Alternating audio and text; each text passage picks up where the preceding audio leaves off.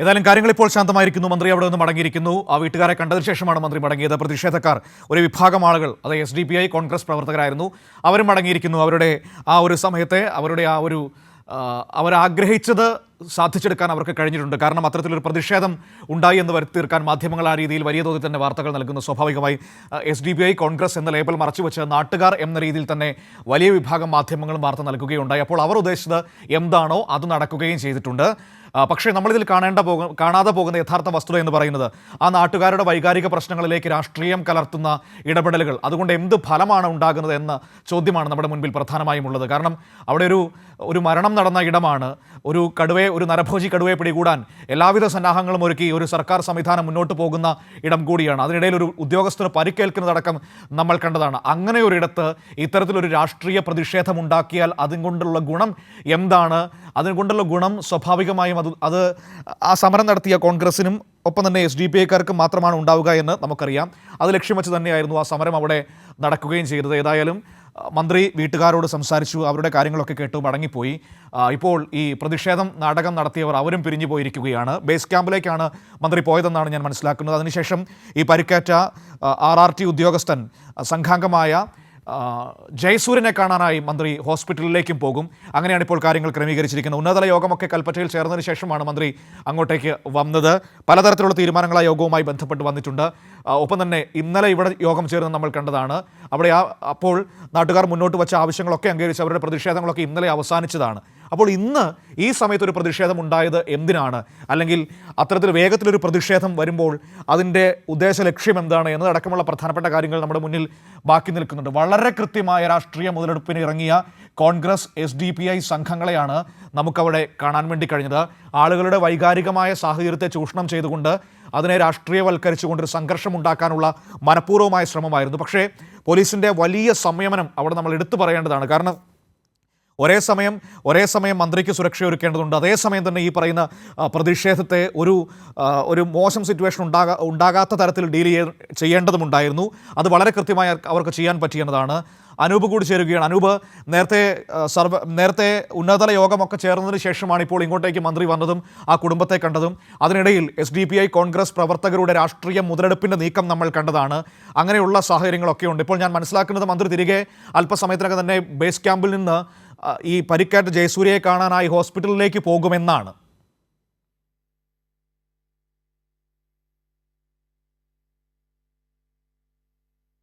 അനൂപ്, കേൾക്കാമോ?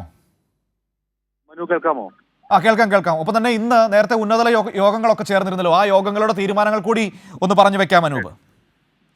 ഞാനിപ്പോൾ നിൽക്കുന്നത് മാനന്തവാടി മെഡിക്കൽ കോളേജിലെ അത്യാഹിത വിഭാഗത്തിന് മുൻപിലാണ്. ഇവിടെയാണ് ജയസൂര്യ ഈ കടുവയുടെ ആക്രമണത്തിൽ പരിക്കേറ്റ മാനന്തവാടി RRT അംഗം ജയസൂര്യ ചികിത്സയിലുള്ളത്. അദ്ദേഹം ജാഥയുടെ വീട്ടിൽ നിന്ന് മടങ്ങുമ്പോൾ ഇവിടെ കയറി ജയസൂര്യയെ സന്ദർശിച്ചതിന് ശേഷമായിരിക്കും അദ്ദേഹം കൽപ്പറ്റയിലേക്ക് പോവുക. ഏതായാലും ആ വിധത്തിലൊരു ക്രമീകരണമാണ് നടത്തിയിരിക്കുന്നത്. ജയസൂര്യ നമുക്കറിയാം, അദ്ദേഹം ഈ കടുവാ ദൗത്യവുമായി ബന്ധപ്പെട്ട് ഈ ദിവസങ്ങൾക്ക് വലിയ തോതിൽ കാടിനുള്ളിലും അതുമായി ബന്ധപ്പെട്ടുള്ള തിരച്ചിൽ പ്രവർത്തനങ്ങളിലെല്ലാം ആ ഭാഗത്തെല്ലാം ദുർഘടമായ മേഖലകളിലെല്ലാം ഈ വിധത്തിൽ തിരച്ചിൽ പ്രവർത്തനങ്ങൾക്കൊപ്പം ഉണ്ടായിരുന്ന വ്യക്തിയാണ്. ഈ സംഭവം നടക്കുമ്പോൾ അദ്ദേഹം ഈ ദൗത്യ സംഘത്തിനൊപ്പം ഏറ്റവും പുറകിലായി നടന്നു വരുന്ന ഒരു ഘട്ടത്തിലാണ് അദ്ദേഹത്തെ പുറകിൽ നിന്ന് കടുവ ആക്രമിക്കുകയും അദ്ദേഹം ഈ പ്രൊട്ടക്ഷൻ ഷീൽഡ് കൊണ്ട് കടുവയെ പ്രതിരോധിക്കുകയും മറ്റും ചെയ്തത്. പെട്ടെന്ന് തന്നെ ഈ ഒപ്പം ഉണ്ടായിരുന്ന ആളുകൾ ഈ കടുവ പിന്തിരിഞ്ഞ് കാട്ടിനുള്ളിലേക്ക് മറയുകയും ചെയ്യുകയായിരുന്നു. ഏതായാലും ഒരു ആ വിധത്തിൽ ഒരു ആക്രമണം കടുവയുടെ ഭാഗത്തു നിന്ന് അല്ലെങ്കിൽ കടുവ ആക്രമിച്ചു എന്നുള്ളതാണ് ആ സമയത്ത് വലിയ രീതിയിൽ ഒരു ആശങ്കയ്ക്കിടയാക്കിയ സാഹചര്യം. ഏതായാലും അതിനുശേഷം അദ്ദേഹത്തെ മാനന്തവാടി മെഡിക്കൽ കോളേജിലേക്ക് എത്തിക്കുകയായിരുന്നു. അദ്ദേഹം ഇപ്പോൾ ചികിത്സയിലാണ്. അദ്ദേഹത്തിന്റെ കൈമുട്ടിന് തൊട്ടുമേലെ, വലതു കൈമുട്ടിന് തൊട്ടു മേലെയാണ് അദ്ദേഹത്തിന് പരിക്കേറ്റിരിക്കുന്നത്. ഏതായാലും അദ്ദേഹത്തെ സന്ദർശിക്കാൻ മന്ത്രി AK ശശീന്ദ്രൻ ഇപ്പോൾ ഇവിടേക്ക് എത്തും എന്നാണ് നാം അറിയിച്ചിരിക്കുന്നത്. മന്ത്രി ഇതിനു മുമ്പ് പങ്കെടുത്തത് ഒരു ഉന്നതതല യോഗത്തിലാണ് കൽപ്പറ്റയിൽ. അദ്ദേഹം ഉന്നത ഉദ്യോഗസ്ഥരുടെയും റവന്യൂ ഉന്നത ഉദ്യോഗസ്ഥരുടെയും എല്ലാം ഒരു ഉന്നതതല യോഗമാണ് കൽപ്പറ്റയിൽ നടന്നത്. ഇതിലെടുത്ത പ്രധാനപ്പെട്ട തീരുമാനം ഇതാണ്: കടുവയെ ഈ സഞ്ചാരക്കൊല്ലിയിലെ വലിയ ആശങ്ക തുടരുന്ന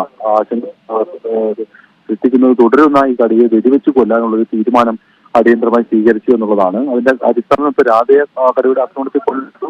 അതേ കടുവ തന്നെയാണ് ഈ RRT ഉദ്യോഗസ്ഥനെ ആക്രമിച്ചത് എന്നുള്ളതാണ്. അതൊരു സ്ഥിരം ഭീഷണിയാവുന്ന സാഹചര്യത്തിലാണ് ഈ വിധത്തിൽ ഒരു ശക്തമായ തീരുമാനം ഇത് കൈക്കൊള്ളാൻ വനംവകുപ്പും അതേപോലെ തന്നെ സർക്കാരും തീരുമാനിച്ചത്. കടുവയെ അതായത് നരഭോജി കടുവയായി പ്രഖ്യാപിച്ച് വെടിവെച്ച് കൊല്ലുന്നതിനുള്ള ഉത്തരവ് വന്നു അല്ലേ? അങ്ങനെയല്ലേ? ഉത്തരവ് ഉടൻ ഇറങ്ങും. അത് തീരുമാനിച്ചു. തീരുമാനം നേരത്തെ ഉണ്ടായതാണ്. പക്ഷെ ഉത്തരവ് അതിന്റെ നിയമപരമായ ചില നൂലാമാലകൾ മറികടന്ന് വേണമല്ലേ? അതെ, അതിപ്പോൾ തീരുമാനിച്ചു. ആ വിധത്തിൽ ഉത്തരവ് അടുത്ത സമയങ്ങളിൽ തന്നെ ഇറങ്ങും. പക്ഷേ അതിനുള്ള നടപടികൾ ഏതായാലും വനംവകുപ്പ് ഈ മേഖലയിൽ ഇതിനകം തന്നെ ആരംഭിച്ചു കഴിഞ്ഞിട്ടുണ്ട്. അത് കൂടുതൽ ശക്തിപ്പെടുത്തുന്ന ഒരു സാഹചര്യം ഉണ്ടായിട്ടുണ്ട്. ഏതെങ്കിലും ഒരു കൃത്യമായ ഒരു രൂപരേഖയുടെയും മാസ്റ്റർ പ്ലാന്റെ അടിസ്ഥാനത്തിലാണ് ആ ശ്രമം ഏതായാലും മാനന്തവാടി പഞ്ചായത്ത് കൊലയിൽ നടക്കുന്നത്. ഇതോടൊപ്പം ഇതിന് അനുസൃതമായ അല്ലെങ്കിൽ അനുബന്ധമായിട്ടുള്ള മറ്റു ചില തീരുമാനങ്ങൾ കൂടി യോഗം സ്വീകരിക്കുകയുണ്ടായി. അതിൽ പ്രധാനപ്പെട്ടത് ഈ വനയോര മേഖലകളിൽ കടുവയ്ക്ക് തമ്പടിക്കാൻ സാഹചര്യം സൃഷ്ടിക്കുന്ന വിധത്തിൽ വൻകിട തോട്ടങ്ങളിലെയും മറ്റും കുറ്റിക്കാടുകൾ അതോടൊപ്പം വനമേഖലയിലും വനയോരത്തൊക്കെയുള്ള ഈ വിധത്തിൽ ഭീഷണി സൃഷ്ടിക്കുന്ന വിധത്തിൽ കടുവയ്ക്ക് അല്ലെങ്കിൽ മറ്റു വന്യമൃഗങ്ങൾക്ക് വന്ന് തമ്പടിക്കാൻ സാഹചര്യം സൃഷ്ടിക്കുന്നത് ഒഴിവാക്കുക പൂർണ്ണമായും എന്നുള്ളതാണ്. അതിന്റെ അടിസ്ഥാനത്തിൽ അവിടെയുള്ള അടിക്കാടികൾ വെട്ടാനുള്ള തീരുമാനമുണ്ടായിട്ടുണ്ട്. അത് പെട്ടെന്ന് തന്നെ അത്തരം നടപടികൾ പൂർത്തീകരിക്കണമെന്ന് തീരുമാനിച്ചിട്ടുണ്ട്. അത് LSTD അതായത് ഗവൺമെന്റ് സ്ഥാപനങ്ങളാണ് അത്തരത്തിലുള്ള നടപടികൾ സ്വീകരിക്കേണ്ടത്. ഈ അത്തരം നടപടികൾ സ്വീകരിച്ചില്ലെങ്കിൽ ജില്ലാ ഭരണകൂടത്തിന് കൃത്യമായ നിയമ നടപടികൾ സ്വീകരിക്കാനുള്ള ഒരു നിർദ്ദേശവും നൽകിയിട്ടുണ്ട്. ഈ യോഗത്തിൽ മുഖ്യമന്ത്രി പങ്കെടുത്തു എന്നുള്ളതാണ് പ്രധാനപ്പെട്ട കാര്യം. മുഖ്യമന്ത്രി ഫോണിൽ ഇക്കാര്യങ്ങൾ സംബന്ധിച്ചുള്ള മുഴുവൻ വിശദാംശങ്ങളും വനമന്ത്രിയോട് തേടുകയും വനമന്ത്രിയോട് സ്ഥലത്തെത്തി ഇക്കാര്യങ്ങൾ വിശദമായി പരിശോധിച്ചുകൊണ്ടുള്ള നടപടികൾ സ്വീകരിക്കാൻ നിർദ്ദേശിക്കുകയും എല്ലാം ചെയ്തു. അതോടൊപ്പം തന്നെ എന്ത് ആവശ്യമാണ് ഇക്കാര്യത്തിൽ ജനങ്ങളുടെ ഒരു സമാധാനപരമായ ജീവിതം തുടരാൻ സ്വീകരിക്കേണ്ടത്, അത്തരത്തിൽ ഒരു സാങ്കേതിക ഒരു ബുദ്ധിമുട്ടുകളും പരിഗണിക്കാതെ അല്ലെങ്കിൽ ആവിധ സങ്കീർണതകളിലേക്ക് പോവാതെ സാധ്യമായതെല്ലാം ഇക്കാര്യത്തിൽ ചെയ്യണം എന്നതായിരുന്നു മുഖ്യമന്ത്രിയുടെ നിർദ്ദേശം. അതിന്റെ കൂടി അടിസ്ഥാനത്തിലാണ് ഏതായാലും ഇപ്പോൾ ഇവിടെയുള്ള ഈ ഇത്തരം പ്രവർത്തനങ്ങളെല്ലാം നടക്കുന്നത്. പ്രാഥമികമായി കടുവയെ പിടികൂടുക എന്നുള്ളത്, വെടിവെച്ച് കൊല്ലുക എന്നുള്ളതാണ് ലക്ഷ്യം. അതിന് പ്രവർത്തനങ്ങൾ നടക്കുന്നത്. അതിനനുബന്ധമായാണ് ഇത്തരത്തിൽ ഇനി തുടർന്ന് ഇത്തരത്തിലുള്ള ഒരു ആക്രമണം ഉണ്ടാവാതിരിക്കാനുള്ള സാധ്യമായ എല്ലാ പ്രതിരോധ പ്രവർത്തനങ്ങളും നടത്തുക എന്നുള്ളത്. അതിന്റെ അടിസ്ഥാനത്തിൽ ഒരു പ്രത്യേക മാസ്റ്റർ പ്ലാൻ വയനാടിനായി ഒരുക്കുമെന്നാണ് അല്ലെങ്കിൽ അതിന് തയ്യാറാക്കുമെന്നാണ് വനമന്ത്രി യോഗത്തിന് ശേഷം നടന്ന യോഗ തീരുമാനങ്ങൾ വിശദീകരിക്കവേ അദ്ദേഹം പറഞ്ഞത്. അതിൽ പ്രധാനപ്പെട്ടതാണ് നിരീക്ഷണ ക്യാമറകൾ, അതിർത്തി മേഖലകളിലെ രാത്രികാല പെട്രോളിംഗ്, വന്യമൃഗ സാന്നിധ്യം സ്ഥിരമായി റിപ്പോർട്ട് ചെയ്യുന്ന പ്രദേശങ്ങളിൽ പരിശോധന, വനം പോലീസ് ഉദ്യോഗസ്ഥരുടെ സംയുക്ത സംഘങ്ങളുടെ പരിശോധന, അതോടൊപ്പം ഈ മേഖലകളിൽ പ്രത്യേകിച്ച് ഉള്ള നിരീക്ഷണം തുടങ്ങിയവയെല്ലാം ഈ യോഗ തീരുമാനങ്ങളായി വന്നു. ഉന്നത വനംവകുപ്പ് ഉദ്യോഗസ്ഥരെല്ലാം തന്നെ ചില കേന്ദ്ര നിയമങ്ങളുടെയും മറ്റും ഒരു പ്രതിസന്ധി ഇത്തരം പ്രവർത്തനങ്ങളിൽ ഒരു വലിയ വിലങ്ങുതടിയായി നിൽക്കുന്നതിനെ പറ്റി പരാമർശിച്ചു. അതിനാവശ്യമായ ചില തീരുമാനങ്ങളും യോഗം കൈക്കൊണ്ടു. പ്രത്യേകിച്ച് ഈ വന നിയമങ്ങളിലെ ഭേദഗതി സംബന്ധിച്ച് സംസ്ഥാനത്തിന്റെ എല്ലാം കാലങ്ങളായിട്ടുള്ള ആവശ്യമാണ് ഈ ഭേദഗതി. അതിനാവശ്യമായി പുതുതായി എന്ത് ചെയ്യാൻ കഴിയും എന്നത് സംബന്ധിച്ച് സർക്കാർ തല കൂടിയാലോചനകൾ. പ്രത്യേകിച്ച് ഇപ്പോൾ ഈ വയനാട്ടിൽ ഉണ്ടായിരിക്കുന്ന ഒരു സാഹചര്യം, ഇപ്പോൾ അടുത്തിടെ ഇറങ്ങിയ 2 കടുവകളും അല്ലെങ്കിൽ ഇപ്പോൾ ഉള്ള കടുവയുടെ വയനാട്ടിലെ ഡാറ്റാബേസ് ഇല്ല. അത് ഈ കർണാടക വനമേഖലയിൽ നിന്ന് ഈ വിധത്തിൽ വയനാട് വനാതിർത്തികളിലേക്ക് എത്തുകയും പിന്നീട് വനത്തിൽ നിന്ന് പുറത്തേക്ക് കടക്കുകയും വനയോര മേഖലയിൽ കുഴപ്പങ്ങൾ ഉണ്ടാക്കുകയും ചെയ്യുന്നു എന്നുള്ളതാണ് വനവകുപ്പിന്റെ നിഗമനം. നേരത്തെ പുൽപ്പള്ളി അമരക്കുനിയിൽ ഈ വിധത്തിലുള്ള പ്രശ്നമുണ്ടാക്കിയതും ഈ കർണാടകയിൽ നിന്ന് വയനാട് വന്യജീവി സങ്കേത പരിധിയിലേക്ക് എത്തിപ്പെട്ട കടുവയാണ് എന്നതും മനസ്സിലാക്കിയിരുന്നു അല്ലെങ്കിൽ വനവകുപ്പ് കണ്ടെത്തിയിരുന്നു. ആ ഒരു സാഹചര്യം പരിഗണിച്ചുകൊണ്ട് ഒരു സംയുക്ത ഒരു നീക്കം ഇത്തരത്തിൽ വന്യമൃഗ പ്രതിരോധത്തിനായി നടത്തുക, അതായത് ഈ ആശയവിനിമയം ഇരു സംസ്ഥാനങ്ങളും തമ്മിലുള്ള കർണാടക അതുപോലെ തന്നെ തമിഴ്നാടിനെ ഒപ്പം ചേർത്തുകൊണ്ടുള്ള 3 സംസ്ഥാനങ്ങളും ചേർന്നിട്ടുള്ള ഒരു സമിതി, ഒരു ഉന്നത തല സമിതി രൂപീകരിക്കുകയും ഇത്തരം മേഖലയിൽ ഉണ്ടാവുന്ന വൈൽഡ് ലൈഫ് അനിമൽ കോൺഫ്ലിക്റ്റുകളുമായി ബന്ധപ്പെട്ട് അതാത് സമയങ്ങളിൽ ആശയവിനിമയം നടത്തുകയും പ്രതിരോധ മാർഗങ്ങൾ തേടുകയും ഈ RRT സംഘങ്ങളുടെ കൈമാറ്റം ഉൾപ്പെടെയുള്ള കാര്യങ്ങളിൽ കൂടുതൽ വേഗത കൈവരിക്കാനുള്ള ശ്രമങ്ങൾ നടത്തുക, അല്ലെങ്കിൽ അവർ പെട്ടെന്ന് തന്നെ ഇത്തരം വനാതിർത്തി മേഖലകളിൽ പരസ്പരം സഹായിക്കുക തുടങ്ങിയ ഒട്ടേറെ കാര്യങ്ങളിൽ തീരുമാനമെടുക്കാനുള്ള ഒരു തീരുമാനം കൂടി ഏതായാലും ഇന്നത്തെ യോഗത്തിലുണ്ടായി. അത് സംബന്ധിച്ചുള്ള ചില തുടർ തീരുമാനങ്ങളും മന്ത്രിതല അല്ലെങ്കിൽ മുഖ്യമന്ത്രി തല ചർച്ച ചെയ്ത് തീരുമാനിക്കേണ്ടതാണ്. ഏതായാലും അത്തരം സാധ്യതകളും അതിനായി ഉപയോഗിക്കണമെന്ന് ഈ യോഗത്തിൽ പ്രധാനമായ തീരുമാനങ്ങളിൽ ഉണ്ടായി. ഏതായാലും അതിന്റെ സാധ്യതകളെല്ലാം പരിശോധിക്കുകയാണ്. ഏറ്റവും പ്രധാനപ്പെട്ടത് ഇപ്പോൾ അടിയന്തരമായി വയനാട്ടിൽ 100 നിരീക്ഷണ ക്യാമറകൾ കൂടി ഈ വന്യമൃഗ ശല്യം നിലനിൽക്കുന്ന പ്രദേശങ്ങളിൽ സ്ഥാപിക്കും. ഓരോ ഘട്ടത്തിലും അത് വിലയിരുത്തി അവിടങ്ങളിൽ വന്യജീവി സാന്നിധ്യമുണ്ടോ എന്നത് പരിശോധിച്ച് അങ്ങനെയുള്ള സാന്നിധ്യമുള്ള വന്യമൃഗങ്ങൾ ഏതെല്ലാം സ്ഥലങ്ങളിൽ നിന്നാണ് ഇവിടേക്ക് എത്തുന്നത്, അത് ഡാറ്റാബേസിലുണ്ടോ, ഡാറ്റാബേസിൽ ഉണ്ടെങ്കിൽ അവയുടെ പ്രായം, ശാരീരിക സ്ഥിതി, ശാരീരിക നില, ഈ ഇര തേടാനുള്ള ശേഷി നഷ്ടപ്പെട്ടതാണോ തുടങ്ങിയ കാര്യങ്ങളെല്ലാം വിലയിരുത്തിക്കൊണ്ട് അതിനെ പ്രതിരോധിക്കുന്നതിന് വേണ്ടിയിട്ടുള്ള പെട്ടെന്നുള്ള ത്വരിതഗതിയിലുള്ള നടപടികൾ സ്വീകരിക്കുക എന്നുള്ളതാണ്. സംസ്ഥാനത്ത് ആകെ 400 നിരീക്ഷണ ക്യാമറകൾ സ്ഥാപിക്കും. അതിൽ 100 എണ്ണവും വയനാട്ടിലാണ് സ്ഥാപിക്കുക, പ്രത്യേകിച്ച് വനയോര മേഖലകളിൽ, ഈ വന്യജീവി മനുഷ്യ സംഘർഷം നടക്കുന്ന മേഖലകളിൽ. ഏതായാലും ഇതെല്ലാമാണ് പൊതുവിൽ ഈ ഉന്നതതല യോഗം തീരുമാനിച്ച കാര്യങ്ങൾ. ജില്ലാ കളക്ടർ യോഗത്തിൽ പങ്കെടുത്തിരുന്നു, ഈ ചീഫ് വൈൽഡ് ലൈഫ് വാർഡൻ പങ്കെടുത്തിരുന്നു. അതോടൊപ്പം തന്നെ അജിത് കെ രാമൻ ഉൾപ്പെടെയുള്ള DFOമാർ, വയനാട് വന്യജീവി സങ്കേതം DFO തുടങ്ങിയവരെല്ലാം ഈ യോഗത്തിൽ പങ്കെടുക്കുകയും ചെയ്തിരുന്നു. ഏതായാലും ഇതിന്റെ എല്ലാം അടിസ്ഥാനത്തിലാണ് ചില പൊതു തീരുമാനങ്ങൾ ഇക്കാര്യത്തിൽ ഉണ്ടായിരിക്കുന്നത്. ഏതായാലും യോഗത്തിലെ അടിയന്തര പ്രാധാന്യമുള്ള തീരുമാനമായി എടുത്തിരിക്കുന്നത് ഈ കടുവയെ വെടിവെച്ചു കൊല്ലാനുള്ള തീരുമാനം തന്നെയാണ്. ഏതായാലും അതിനൊരു ഉത്തരവിറങ്ങേണ്ട ഒരു സാങ്കേതികമായ ഒരു കാര്യം മാത്രമേ ഇനി പൂർത്തിയുള്ളൂ. അതിനുള്ള നടപടിക്രമങ്ങളെല്ലാം ഇതിനകം തന്നെ ആരംഭിച്ചിട്ടുണ്ട്. സുസജ്ജമായിട്ടുള്ളൊരു വനംവകുപ്പ് സംവിധാനമാണ്, വനംവകുപ്പ് സന്നാഹമാണ് ഇപ്പോൾ ഈ മേഖല കേന്ദ്രീകരിച്ചുള്ളത്. നമുക്കറിയാം, ഇപ്പോൾ ഈ ജയസൂര്യക്ക് ആക്രമണത്തിൽ പരിക്കേറ്റത് ഒരു സംഘം ഈ വിധത്തിൽ തെരച്ചിലുമായി പോകുന്നതിനിടെയാണ്. അത് ഈ ഭൂമിയിലോ അല്ലെങ്കിൽ ഈ വനത്തിനുള്ളിലൂടെയുള്ള തെരച്ചിൽ സംഘമാണ്. അത് മാത്രമല്ല, രാത്രികാല നിരീക്ഷണത്തിന് വനത്തിൽ മരങ്ങൾക്ക് മുകളിൽ പ്രത്യേക ഏറുമാടമെല്ലാം കെട്ടി ആ വിധത്തിലുള്ള സംവിധാനങ്ങളും വനവകുപ്പ് ഒരുക്കിയിട്ടുണ്ട്. അവിടെയെല്ലാം 24 മണിക്കൂറും നീണ്ടു നിൽക്കുന്ന ഒരു ദൗത്യമാണ് ഇപ്പോൾ നടന്നുകൊണ്ടിരിക്കുന്നത് അല്ലേ? 24 മണിക്കൂറും. അത് ഈ മേഖലയിൽ മാത്രമല്ല, വയനാട്ടിൽ നിലവിൽ റിപ്പോർട്ട് ചെയ്യപ്പെട്ട ഈ വന്യജീവി സാന്നിധ്യം സ്ഥിരീകരിച്ച വിവിധ സ്ഥലങ്ങളുണ്ട്, പ്രത്യേകിച്ച് കടുവയുടേത്.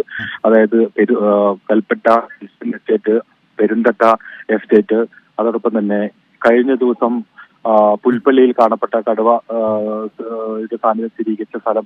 ഈ സ്ഥലങ്ങളിലെല്ലാം 24 മണിക്കൂർ നിരീക്ഷണം നടത്തും.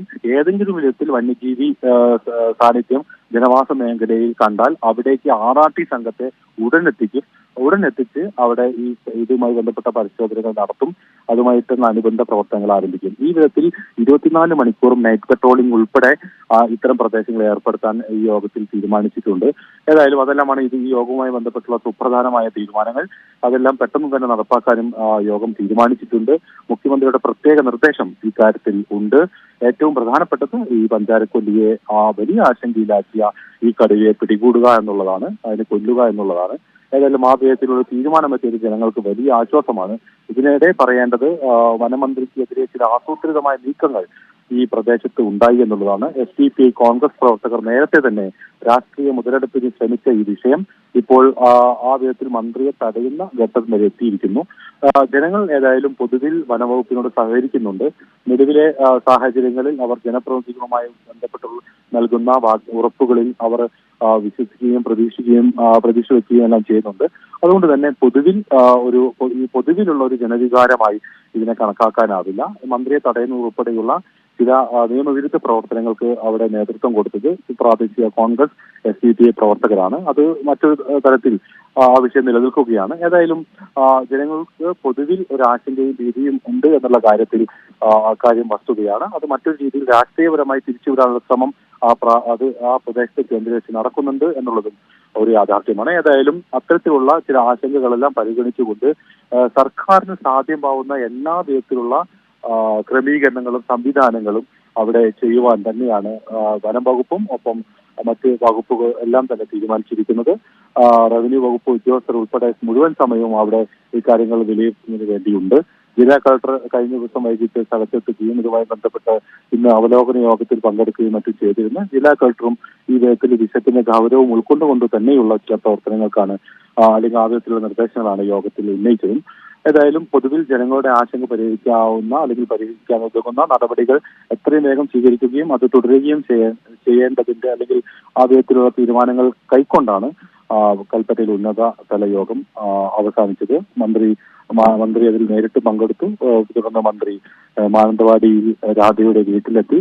ഇപ്പോൾ ഈ കടുവയുടെ ആക്രമണത്തിൽ പരിക്കേറ്റ മാനന്തവാടി RRTയിലെ ജയസൂര്യയെ കാണുവാൻ അദ്ദേഹം അല്പസമയത്തിനകം ഇവിടെ എത്തും.